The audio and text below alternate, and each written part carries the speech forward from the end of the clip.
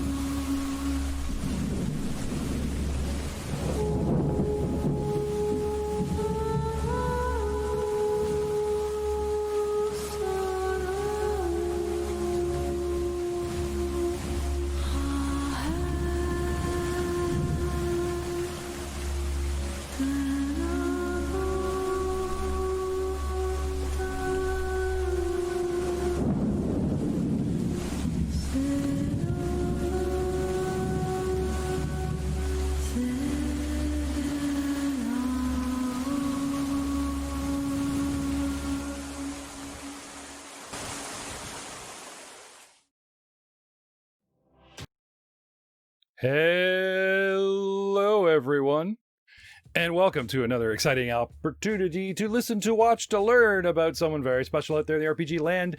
Attack of Opportunity live. Today, we are talking to Tom Martin from, well, he actually is the COo of The Elderbrain Incorporated. I like that. Like, Elderbrain is cool enough a name for a company, but you just put Incorporated behind it. One of the 3 and 4 outstanding gentlemen that bring you the world of Argalon. I'm going to say this wrong, I know. Agrelon. I got that right? Possibly. The company is based in the US, but several members are actually stationed writing and bringing you extremely good content from Budapest, Hungary, of all places, which personally I think is really cool.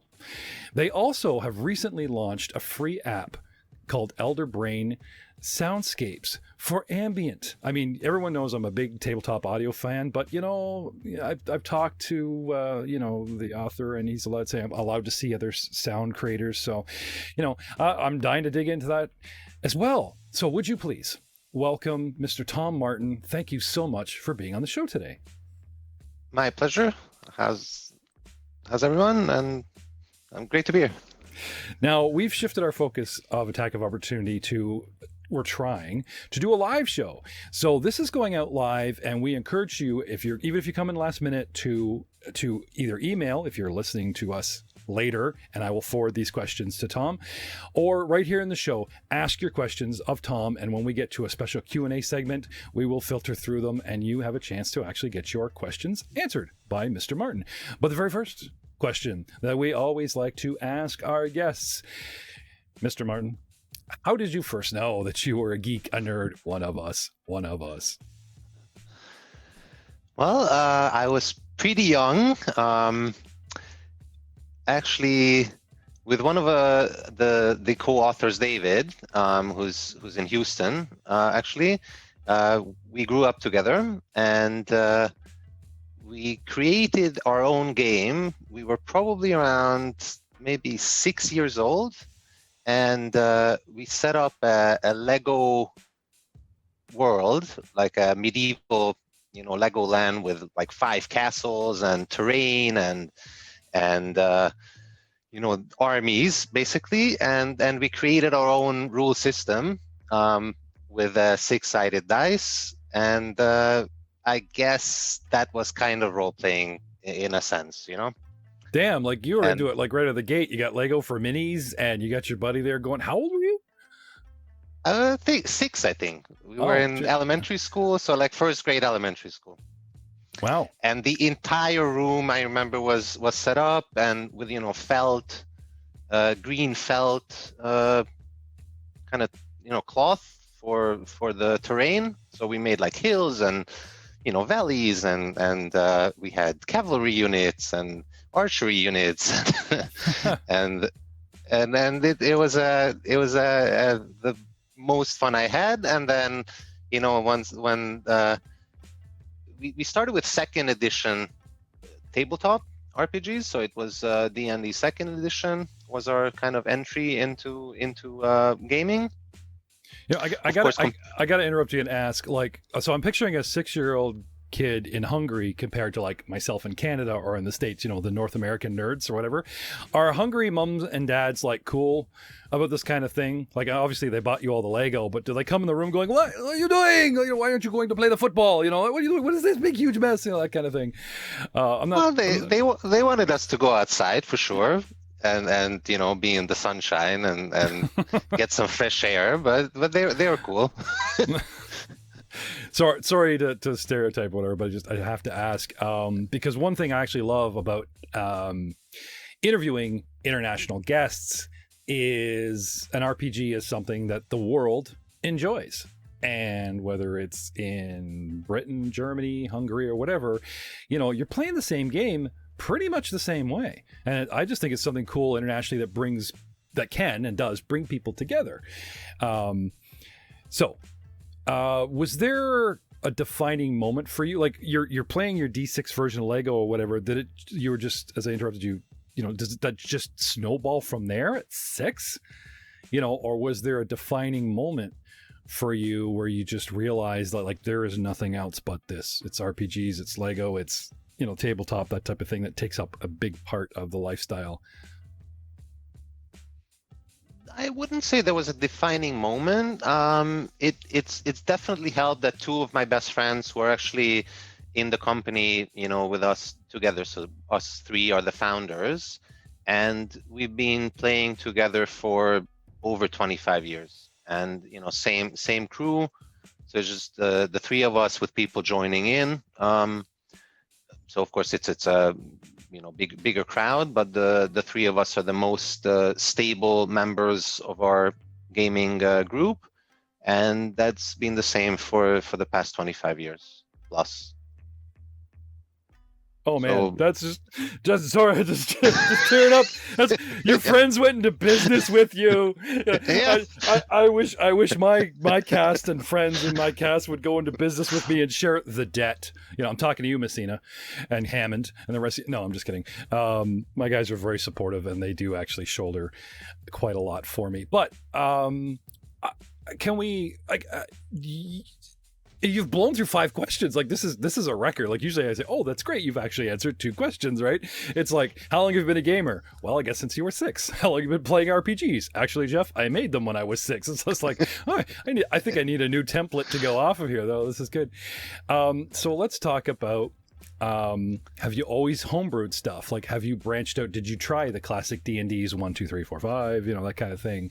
Or all the plethora of indie games, as they're called, like all the Apocalypse games and all the D6 WAG Star Wars, which branched out into other D6 games that actually never really went away. There's so many RPGs out there that are been around for 30 years and no one even knew. Did you, as you rose through the ranks and the years, drudged by, can you give us a list? Inspiration? I can try. It's going to be an extensive one. So we started playing second edition D&D. I do own some of the first edition, rule books, like the basic starter set. So I definitely read the oldest versions of D&D there is. Unfortunately, it's in my library, which is not this room, so I can't show you the proof. And then from second edition we went to third, and then 3.5, and played a lot of Pathfinder. First edition Pathfinder, skipped fourth edition, so that wasn't really for us. And then recently, so for the past couple years, we've been playing fifth edition, and we're getting ready to get into Pathfinder 2e. And then that's just the kind of classic Dungeons and Dragons games, but we really enjoy actually Star Wars games. We play a lot of Call of Cthulhu, Ars Magica, Shadowrun, Conan.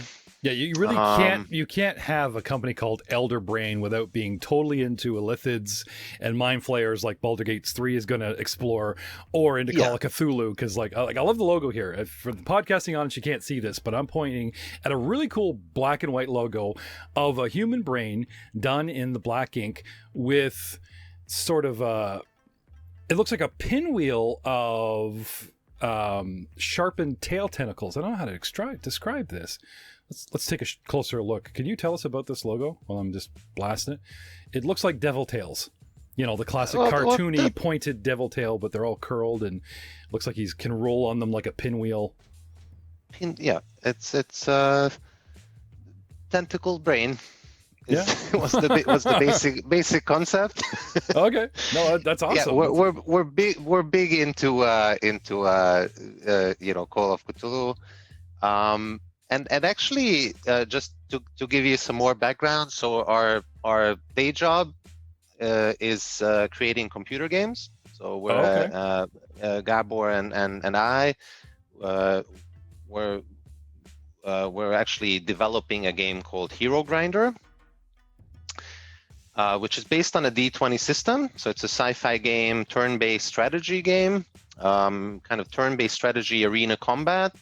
And that's our day job. So of course the rule system for that is our own, and it's based on a D20, of course, because that's what we know. And actually the game designer friend of ours, who's kind of the play tester for our modules, Michael, he's the biggest geek I know, and he's played probably the most types of role-playing games there are. So every single one you can. I don't think you can name a system that he hasn't tried or gotten into. And it's good to have somebody like that, in your corner who can just you can run ideas by him and see what stats work and what don't. I love the name Hero Grinder. That's the name Hero of this Grinder, game. Is there a beta for this, or we definitely got to put some links in the bio with your social links that we put up? Sure. We're about two years away from beta, so it's a big project. Maybe 14 people working on it, and so it's a bit of a ways off, but we have a lot of 3D assets that are already finished. The interface is more or less done, and we have a character building little app on Steam that you can check out. I'll share the links for sure. Something original I remember from the old Xbox game KOTOR, the Knights of the Republic, was there was a page you could flip to while you're playing, and it showed the math. It showed the computer, rolling the D20s against saves and stuff. You didn't get to see it when you were playing. You just assumed it was happening in the turns or whatever. And like, as if they were just like, we're not faking this. They showed you like the line of code of like 1d20 plus your modifier for your save and this against that power that you just shot off and everything. And I just thought that was neat for someone that knew tabletop games like myself. I was speaking with a new coworker, and he's a KOTOR fanatic, and he never knew what that page was. So I guess what I'm getting at is, in your beta or like in the game, you said it's based on a D20, but it's turn-based. are the dice relevant when you're playing, or is it all hidden in the mechanics of the the visual? It's hidden for sure.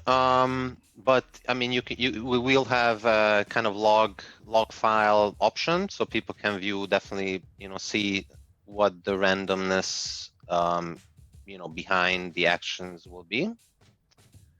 But since D20 systems can be super complicated, and we wanted to make a fast game, so we don't want to show too much of that. You know what I mean? Okay, yeah, I gotcha. It would bog down the game, we think. Yeah, no, I don't want to slow your roll. I was just curious. How long have you been making content?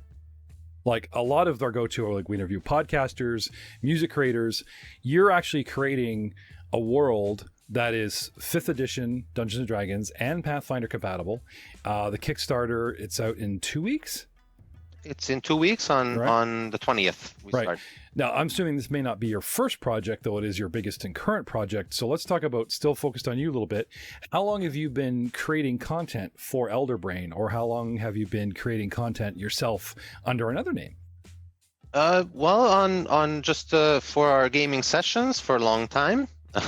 for decades. No, I meant publicly for no, public consumption, whether free or otherwise. Publicly, just recently, so about 2 years now. Our first module is called the Year of Rogue Dragons, and that's a Forgotten Realms adventure. Yeah, I know that's like one of the calendar dates. Exactly. It's a good catch. It takes place during the Year of Rogue Dragons, during the Draco Rage period in FR, and it's 4 dragon characters, so playable.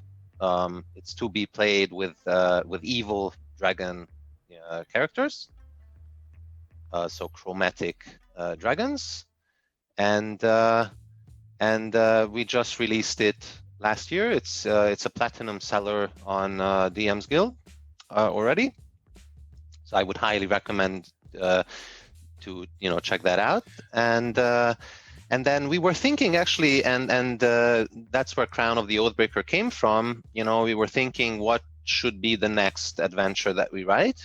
I'm sorry. I'm still trying to wrap my head around the fact that you're writing for Forgotten Realms, like the Dritz-Duin world, Forgotten Realms that I personally played on for like 20 odd years. Like, let's go back in time here before you launch this. Like maybe 4 years ago, you just phone up your good friend Ed Greenwood. Hey Ed, I got this idea. No, I know you're saving, Year of Dragons for something epic, but I want it. And he's like, okay. Like, how did you get that? Well, we play a lot in FR, so Forgotten Realms is definitely our favorite, I would say, world. To play in. A lot of the adventures or adventure paths that we played in the past, we kind of set into FR. So, for example, Kingmaker for Pathfinder, we played with Zentarim party. So I was the GM there. And it was a bunch of evil, Zent agents who were sent there to take over and build a kingdom, for the Zent, for the Black Network, and so most of the adventures we did were in the realms, and Year of Rogue Dragons seemed to be for dragon characters, especially evil ones. It was the perfect kind of backdrop to have the rage as like a continual effect throughout the module, and then have like actually I'm sure you're familiar with all this stuff, but the Cult of the Dragon is one of the fractions there, and Zentarim as well, which has a cool, dragon-like logo in the new one, with like a black kind of wyvernish dragon character, and so That's where that came from. Dude, that's so cool. Actually, we got in contact with Mr. Briers, who wrote the novel, Okay. which is about the Year of Rogue Dragons, and we got an endorsement from him. So that was pretty cool. So this is official Wizards of the Coast backed stuff. They're not going to like sue you, or you did a loophole called definitely not. Ye No, Old of Year not. of Rogue Dragons, and they go, oh, that's not copyright. That's our own thing, and you can't. No, that's awesome, and that is so cool. And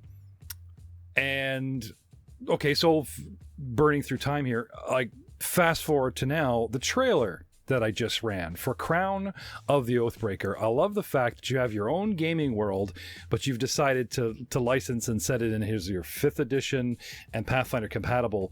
Well, when you say Pathfinder, do you mean 2nd edition, which is a little bit closer in the rule set to 5e, or is it 1st edition? It would be 2nd. But recently we've gotten a lot of feedback about 3.5. So a lot of people were writing to us that and asking whether it's going to be available in or which edition it is for Pathfinder. Mm-hmm. And we might do or actually it's in the plan to do a back conversion. A conversion guide, yeah. Usually it's 1st to 2nd.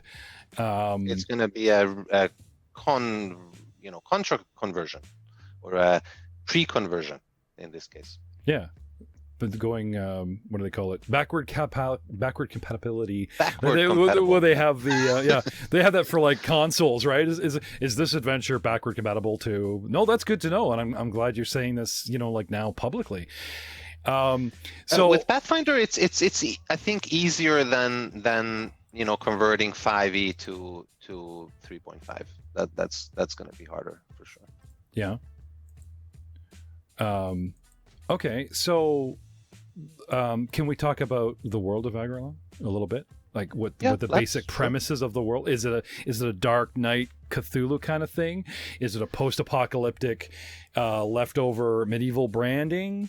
I know she got a lot of sort of that witch hunt, occult, juju on string bones kind of feel with mud paste glowing tats on people's faces, and it gives a real feel for some of the baddies, unless those are the characters, that might pop up in this adventure. Can you talk a little bit sort of about the over synopsis of the world, or were you focused in one continent for this? Sure. So the whole concept for Crown of the Oathbreaker came from a survey which we did. So we were thinking, what should be the next adventure that we write, and we really couldn't decide. We had so many great ideas, and we had this thought to actually ask the community. So we created a massive, and I would say it's probably the biggest. I put money on this, that it's the biggest D&D survey ever. It's about 150 questions, 154 questions to be exact.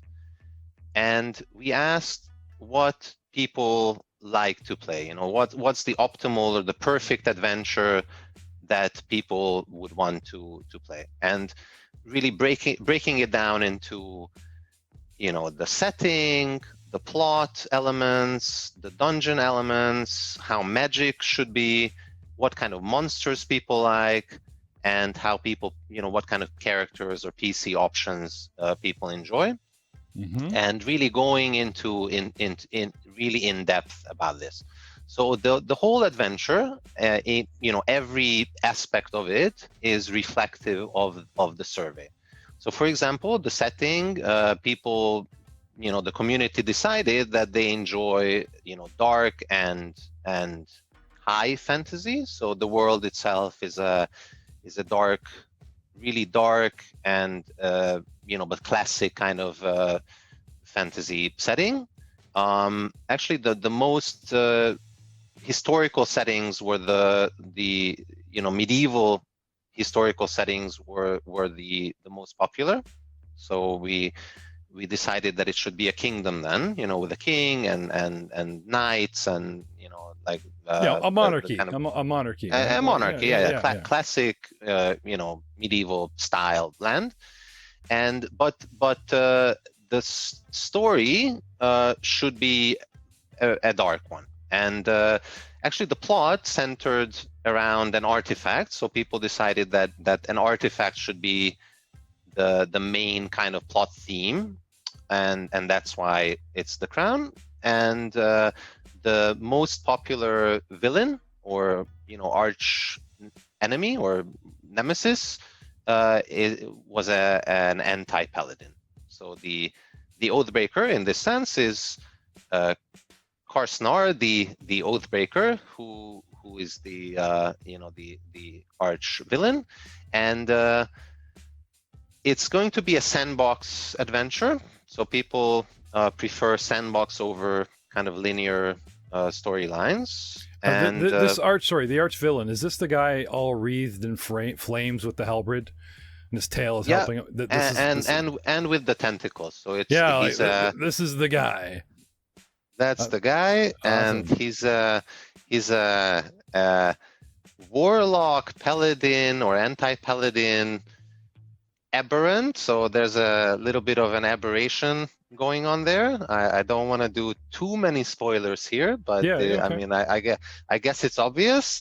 And the flames you can see around him, that's hellfire. So there's going to be a fiendish aspect to Karsnar as well. Right on. Well, getting into something, maybe a customer draw or something unique in the world, my choice, because I'm dying to ask you about this creature, is the Battle Snail. Like, this is awesome. This is awesome on so many levels, man. Like, what was the birth of this creature? Like, can you tell us? Sure. Why, is it in the lore? Or is this you guys just trying to be fun with the dark, like with the dark side, a little like? Well, one of the questions was what kind of thing do people want to customize? And the question, there were different options there. So building or an organization, and basically with stats and stuff like that. So the most popular answer was an organism, So we were thinking what should be the kind of funkiest, creature to customize. And we decided on this Battle Snail. So it's a huge snail with a metallic, kind of armored shell. And, the players will have the chance to free this creature from the clutches of a cannibal kind of fungus, underdark fungus village, a village of cannibalistic fungoids. So this Battle Snail, unfortunately, the poor snail has a parasitic fungus growing in its brain, which actually allows the players to control it, and we'll have a bunch of customizable options for the snail, including like a command platform and different harnesses and saddles and stuff that you can feed it to improve the breath weapon, and which is a slimy breath weapon, obviously. I'm looking at this thing, and there's like two people. It's like it spit its own little goo trail to slide on, and there's people completely covered, barely sliding out of it. And this thing is like 3 people tall. Looks like it's like 20-foot monster. It's the size of an elephant. Yep. Yeah, like this thing is freaking awesome and huge. Can you talk about like who did the artwork for these? This is really good looking stuff. Sure. We're blessed with 2 guys, David and Jolt. They're some of the most talented artists that we've met through our and we're in the gaming space. So we work with a lot of illustrators and graphic artists, and they worked for Year of Rogue Dragons as well. So that's where the contact came from, and we're just floored by their style and really talent, and we decided to hire them for the project, and they started working on art for Crown of the Oathbreaker about 2 months ago, and we have a lot of art pieces that are not public yet, so that will release during the Kickstarter, in the form of updates and posts. So definitely, you should keep your eyes peeled for upcoming art, because we've received, actually today I received some new pieces, and they're incredible. Yeah, I'm just posting some of the links that you've given me, as well as a link to your Discord server. So you already have, is this the server like just for announcements and up and coming of what you got going, or is this where fans of your previous products can hang out and talk about what's coming in the world of Algaron? Or well, we the Discord was specifically launched for kind of deeper analysis of the survey, so to really to throw some ideas around. And a lot of it's a great place where fans and people can actually give their input into the adventure itself. So it's a great channel to really influence the adventure itself and the product. And a lot of great ideas came from dedicated members there who gave us insight into question specific ideas from the survey. Now, if you're watching this live, check the chat. I have included as many links as I can. Something else I noticed about the artwork is it didn't stand out for some reason. Is a floating green glowing crown? I thought it was something wrapped around the tree or symbol, but now I actually realize that actually is the crown that you were speaking of, and you said you made that like an iconic item of the world. And this book becomes available when? Or when are you hoping you have a target release? Well, our plan is to, and let's knock on wood that the campaign will be successful. So we'll launch the Kickstarter on the 20th of October. So to be concluded on November 20th. So it's going to be a 30-day campaign. So we can get it in the ground floor. Like your Kickstarter hasn't even opened, and like all the goodies that come with being the beta guys, as it were, and are up for grabs. That's what you're saying, yes? Sorry? I'm just saying, like, this isn't out on a shelf. You are about to launch the Kickstarter itself, which is the funding for the finished product. And from what I know of Kickstarter, the people that get in on this on the ground floor get the best benefits up front through the tiers, and you get all the extras and that kind of thing. And of course, it helps fund the actual final product.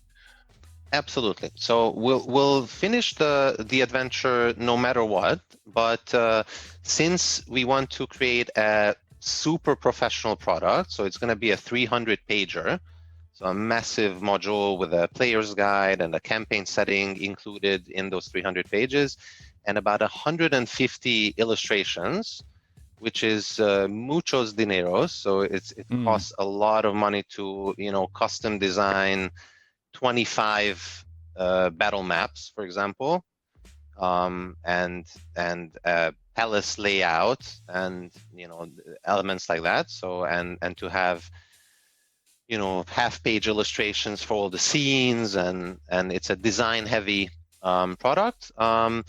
We want to reach out to the community, and since it was a community-driven project to begin with, Kickstarter seemed like a great platform to get that started. And we are offering great rewards. Of course, the adventure itself in PDF format, it's going to be available on DriveThruRPG, and people will have the option to print it however they want. So it can, if of course, hardcover premium print editions are pretty expensive. So we wanted to leave it up to the backers to decide what format they want to print the module, and a more economical option would, of course, be a soft cover, not premium, like a normal standard format, which is much cheaper. So we want to leave that option there as well. We'll have kind of booster cards, we're calling them. So for all items and NPCs, to have cards with the illustration on one side and the stat blocks on the other side, so GM can just show the picture or give the item actually to the player, and then as a reference point, they don't have to ask the GM all the time, what does the item do again, and instead of writing it down, you have the card and you have it there. Since we have two crazy talented artists, we're offering people the chance to become actually immortalized as NPCs in the adventure itself. So we'll have an early bird package where 44 people, the first 44 people, can become major NPCs in the adventure, either with their likeness. So if they send us a photo, our artists will actually draw them into as NPCs in the adventure, or if you have a favorite somebody or a friend, it's a great present, for example, to buy your friend and have them included in as art. So is that as an NPC? Is that purchasable through your website, or is this one of the Kickstarter tiers? It will be a Kickstarter tier. So the first 44 people will become major NPCs, and we'll have at a certain tier level, or just like the first 44 to like. No, as a certain tier level. So we're looking at about $100, and that's including the cards, the adventure itself in hardcover format. The booster cards is going to be a deck of 114 cards once we finish. And we have digital character sheets, both for 5e and for Pathfinder. Actually, we're offering Year of Rogue Dragons as well, kind of in a bundle. So that would be included. And we just actually teamed up with Level Up Dice, which is a kind of premium die company based in Australia, and they make really cool die from special materials, so obsidian and even emeralds and stuff like that. So we'll have a die set included, and the packaging. This is all in the $100 tier. That's all in the $100 tier. Obsidian dice. Not the obsidian. The obsidian. Sorry. I just thought it was. No, we wish. It's implied. You got to be careful what we say here. No, I should be. No, we haven't actually finalized what the actual dice will be, or what material I should say. It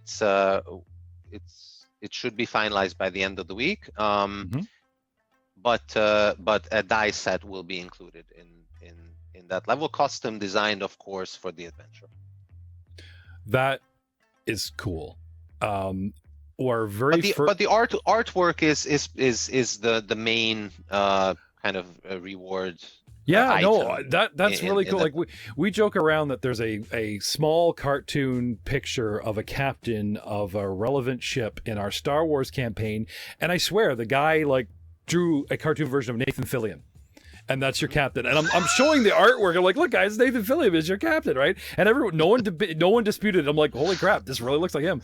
And we just thought that was the greatest thing. And I am going to call up every one of my cast members and say, dude, you guys got to pony up $100 and be immortalized, because I am so down for that.